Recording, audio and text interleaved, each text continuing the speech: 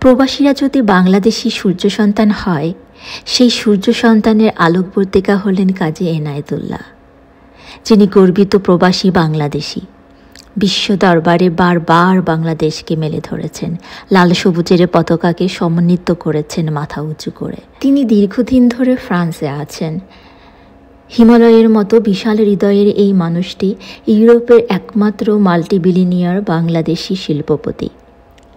কঠিন পথ পাড়ি দিয়ে তিনি হয়েছেন সফল ব্যবসায়ী, উদ্যোক্তা এবং শিল্পপতি। তিনি সবসময় নতুনদের উদ্যমী করে তুলতে নিজের গল্পগুলো তুলে ধরেন। তিনি জীবন্ত কিংবদন্তি সাধারণ মানুষের কাছে। শ্রদ্ধেয় কাজী এনায়েতুল্লাহ লেখা বইগুলির মধ্যে উল্লেখযোগ্য বইগুলি হল প্রথম সমর্পণ, সময়ের প্রেক্ষিতে, নিয়ন্ত্রিত পৃথিবী, প্রত্যাশা, নিরুদ্দেশ, বিশ্বপ্রবাস। কাজী এনায়েতুল্লাহ ফ্রান্স বাংলাদেশ ইকোনমিক চেম্বারের প্রতিষ্ঠাতা সভাপতি। তিনি ফ্রান্স বাংলাদেশের যৌথ প্রযোজনায় চলচ্চিত্র লালটিপ এবং মুক্তিযুদ্ধভিত্তিক প্রামাণ্যচিত্র একটি পতাকার জন্ম প্রযোজনা করেছেন।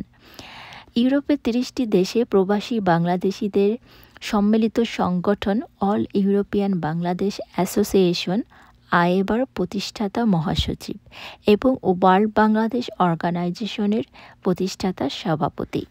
তার মহতী উদ্যোগ, তৎপরতা ও পৃষ্ঠপোষকতায় নানান দেশের প্রবাসী বাংলাদেশিরা নতুন করে ঘুরে দাঁড়ানোর সাহস ও পথ খুঁজে পায়।